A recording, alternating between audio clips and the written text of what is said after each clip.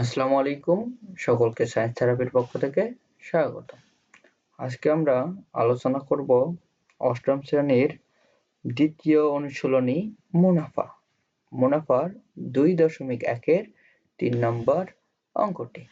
চলো দেখে নেওয়া যাক 3 নম্বর অঙ্কটি বইয়ে কি দেওয়া ছিল। দেওয়া ছিল যে 30 টাকায় 10টি দরে ও 15টি দরে সমান সংখ্যক কলা ক্রয় করে সবগুলো কলা 30 টাকায় 12টি দরে বিক্রয় করলে শতকরা কত লাভ বা ক্ষতি হবে। এখন কি বলছে যে প্রথমে কিনছে হলো 10টি কলার দাম 30 টাকা, তারপরে আবার 10টি কলার দাম ছিল হলো 30 টাকা, তারপরে আবার কিনছে যে 15টি কলার দাম 30 টাকা। একবার কিনছে 10টি কলার দাম 30 টাকা, আর একবার কিনছিল 15টি কলার দাম 30 টাকা। সমান সংখ্যক কলা ক্রয় করে সবগুলো কলা 30 টাকায় 12টি দরে, যদি 12টি কলার দাম 30 টাকা হয়, 12টি কলার দাম কত 30 টাকা হয়, তাহলে শতকরা কত লাভ বা ক্ষতি হবে এই জিনিসটি আমাদের বের করতে বলছে। তাহলে চলো দেখে নেওয়া যাক অঙ্কটা কিভাবে সমাধান করব।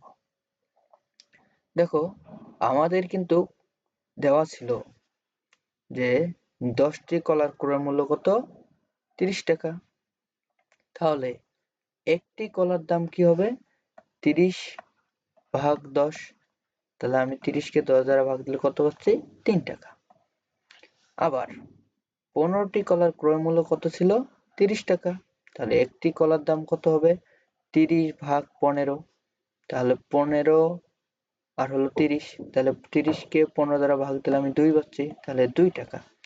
প্রথমে দেখো একটি কলার দাম আমি কত পাইছি 3 টাকা। আবার এখানে দেখো একটি কলার দাম কত পাইছি 2 টাকা। তাহলে এই যে এখানে একটি কলা আর এই যে এখানে একটি কলা, এই যে দুইটি কলার ক্রয় মূল্য তাহলে কত 3 যোগ 2 5 টাকা।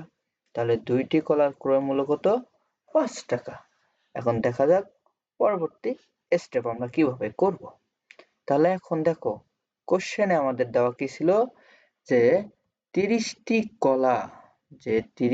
কলা যদি 12টি দরে বিক্রি হয় তাহলে শতকরা কত লাভ বা ক্ষতি হবে এই জিনিসটি আমাদের বের করতে বলছে। তাহলে দেখো যে 12টি কলার বিক্রয় মূল্য কত ছিল 30 টাকা, তাহলে একটি কলার দাম কত হবে যে 30 ভাগ 12। এখন আমরা দেখব যে দুইটি কলার বিক্রয় মূল্য কত টাকা হয়, তাহলে এই যে 30 গুণন 2। এখন যদি এখানে আমি ক্যালকুলেশন করি, দেখো এই যে এখানে 30 ছিল আর এখানে 12 ছিল, উভয় 6 দ্বারা ভাগ যায়, তাহলে 12কে 6 দ্বারা ভাগ দিলে 2 হচ্ছে, আবার 30কে 6 দ্বারা ভাগ দিলে 5 হচ্ছে। আবার এই যে নিচের 2 আর এই যে উপরের 2 কাটাকাটি করা যায়, তাহলে এখানে কাটাকাটি করলে 1 হচ্ছে, তাহলে 5 একে 5, নিচের 1 লেখার দরকার নাই, একবারে আমি এখানে 5 লিখে দিছি। তাহলে সমান সংখ্যক কলার ক্রয় মূল্য এবং বিক্রয় মূল্য সমান। আমরা দেখেছি যে এর আগে কলার ক্রয় মূল্য কত ছিল 5 টাকা ছিল, ক্রয় মূল্য কত ছিল 5 টাকা ছিল। পরবর্তী স্টেপে আমরা দেখলাম যে কলার বিক্রয় মূল্য কত ছিল 5 টাকা ছিল, যেহেতু ক্রয় মূল্য আর হলো বিক্রয় মূল্য সমান, তাই কোনো লাভ বা ক্ষতি হবে না, এটাই হলো অ্যান্সার। তাহলে চলো পরবর্তী অঙ্কগুলো দেখা যাক। দেখো 4 নম্বর অঙ্কটি কি দেওয়া ছিল যে বার্ষিক শতকরা মুনাফার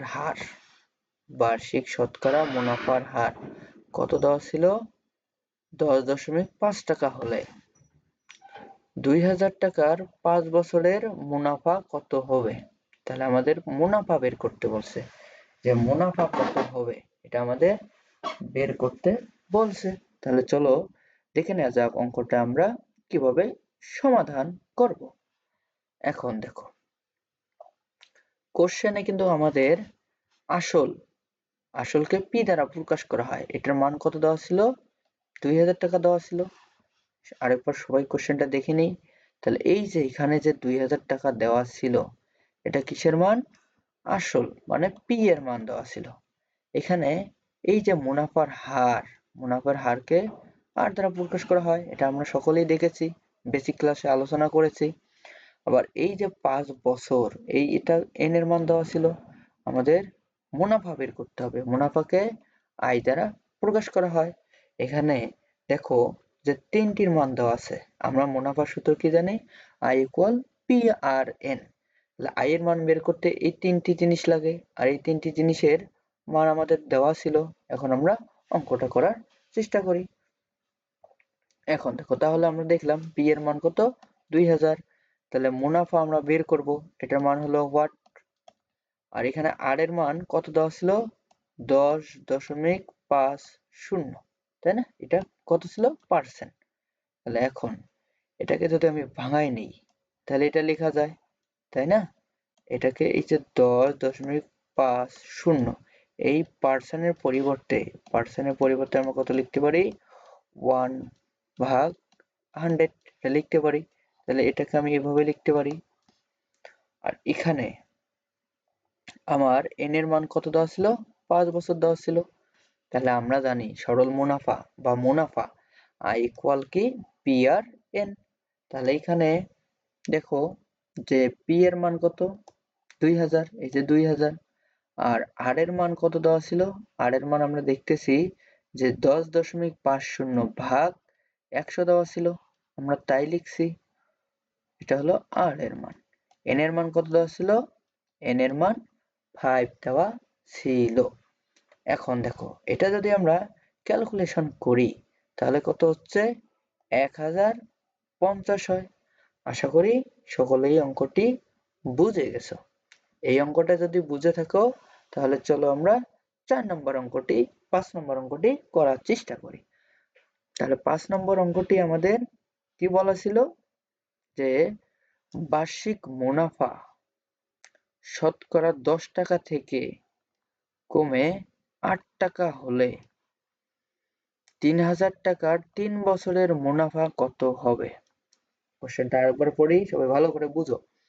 যে বার্ষিক মুনাফা শতকরা 10 টাকা থেকে কমে 8 টাকা হলে, মানে মুনাফার হার 10 টাকা থেকে কমে যদি 8 টাকা হয়, তাহলে 3000 টাকার 3 বছরের মুনাফা কত হবে? আবারও আমাদের কি বের করতে হবে? মুনাফা বের করতে বলছে। তার মানে আমরা কি বের করব? আয়ের মান বের করব। তাহলে চলো আমরা অঙ্কটি করার চেষ্টা করি। এখানে দেখো যে কিসের মান দেওয়া ছিল? এখানে আসল মান দেওয়া ছিল হলো 3000 টাকা। আসলকে পি দ্বারা প্রকাশ করা হয়। আমাদের মুনাফার হার নির্ণয় করতে বলছে। তাহলে মুনাফার হার হোয়াট? তাহলে মুনাফার হার কত হয়েছিল? দেখো, মুনাফার হার 10% থেকে 8% হয়েছে। তাহলে 2% কমছে। তাহলে এই যে মুনাফার হার আমার এখানে 2%। তাহলে আমি একটু আগেই বললাম, এর আগের অঙ্কে আমি বলছিলাম যে মুনাফার হার আর দ্বারা প্রকাশ করা হয়। এই পার্সেন্টের পরিবর্তে কি লেখা যায়? 1/100। তাহলে এখানে আমি লিখতে পারি 2 গুণন 1/100। তাহলে এটাকে যদি আমি লিখি, তাহলে কত লেখা যায়? 2/100, তাই না? এটা আমি কার মান পাইলাম? আর এর মান পাইলাম। আর এন এর মান আমাদের কত দেওয়া ছিল? কোশ্চেনে এন এর মান দেওয়া ছিল 3 বছর। তাহলে চলো আমরা অঙ্কটা করা শুরু করি। তাহলে আমরা জানি যে মুনাফা সমান বা সরল মুনাফা I equal P R N. তাহলে পি এর জায়গায় আমি কত বসাবো? 3000 বসাবো। আর এর জায়গায় কত বসাবো? 2%। এই পার্সেন্টটাকে একবারে ভাঙাই আমি এখানে দিছি, এখানে তো আগেই দেখে দিছিলাম। আর এখানে এন এর মান কত? 3। তাহলে এখন যদি এটা আমরা ক্যালকুলেশন করি, তাহলে দেখো এই যে নিচের হর 2 শূন্য, উপরের লব 2 শূন্য কাটা যায়। উপরে তাহলে কত থাকলো? 30। 30 কে যদি আমি 2 দ্বারা গুণ দেই, 30 দুগুণে, তাহলে 30 কে আমি 2 দ্বারা গুণ দিলে 60 হচ্ছে। আবার 60 কে যদি আমি 3 দ্বারা গুণ দেই, তাহলে এখানে 3 শূন্যের 0, 3 6 18, তাহলে 180 টাকা আমি পাচ্ছি। এই 180 টাকা কি পাইলাম? একটা মুনাফা পাইলাম। আশা করি সকলেই অঙ্কটি বুঝে গেছে। এখন চলো 6 নম্বর অঙ্কটি দেখা যাক।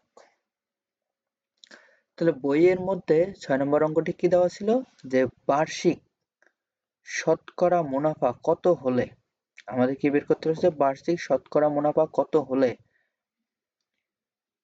13,000 টাকা 5 বছরে মুনাফা আসলে 18,850 টাকা হবে। এটা আমাদের দেওয়া আছে।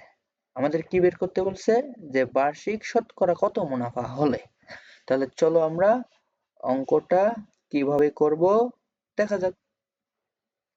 এখন দেখো আমাদের কি কি দেওয়া ছিল, যে আমাদের কিন্তু দেওয়া ছিল হলো আসল, তাই না?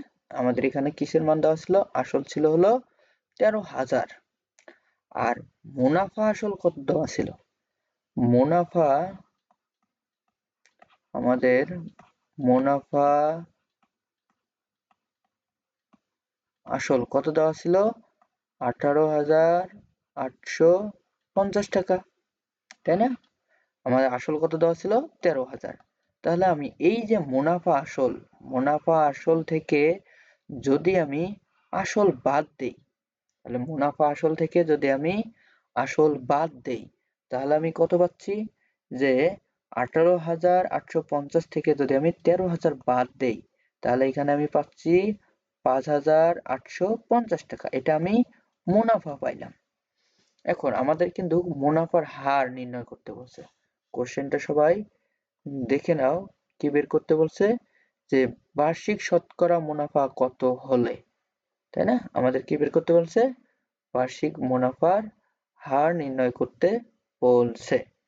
তাহলে মুনাফার হার বা বার্ষিক মুনাফার হার কি দ্বারা প্রকাশ করা হয়, আর দ্বারা প্রকাশ করা হয়। আমাদের সময় কত দেওয়া ছিল, 5 বছর। আমাদের সময় কত দেওয়া ছিল, এই যে 5 বছর। তাহলে চলো আমরা অঙ্কটি করি। এখন আমরা জানি যে I ইকুয়াল PRN, যেহেতু আমাদের আর এর মান নির্ণয় করতে বলছে, তাহলে I ইকুয়াল কি দেওয়া ছিল, PRN, তাই না? তাহলে এই লাইনটা আমি এখানে লিখি। তাহলে দেখো তো, এই যে আর এর মান যেটা আমরা বের করব, সেটাকে আমরা সবসময় বাম দিকে লেখার চেষ্টা করব। তাহলে এখন দেখো, এই যে পি এন এগুলো আর এর সাথে কি আকারে আছে, গুণ আকারে আছে।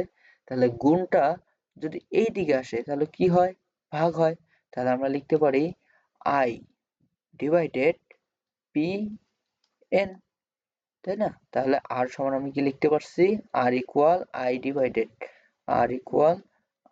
Divided P N. তাহলে এখন দেখো যে মুনাফার হার, এই যে আর, আই এর মান কত, আমরা আই এর মান এখানে বের করছিলাম যে 5,850, এই যে আমি এখানে 5,850 বসালাম। এখন পি এর মান কত দেওয়া ছিল, পি এর মান দেওয়া ছিল হলো 13,000, আর এন এর মান এখানে কত দেওয়া ছিল, এন এর মান 5 বছর, আমি বসাই দিলাম। তাহলে এখন দেখো, এই যে 5,850, এটাকে যদি আমি 5 দ্বারা ভাগ দিই, তাহলে কত হয়, 1,170। আবার এই যে নিচের শূন্য আর এই শূন্য যদি আমি বাদ দিই, তাহলে কত হচ্ছে, 117 ভাগ হলো 1300। এখন যেহেতু পার্সেন্টেজ আমরা নির্ণয় করতে যাব, মানে মুনাফার হার, তাহলে কি করতে হবে, 100 দ্বারা গুণ দিতে হবে।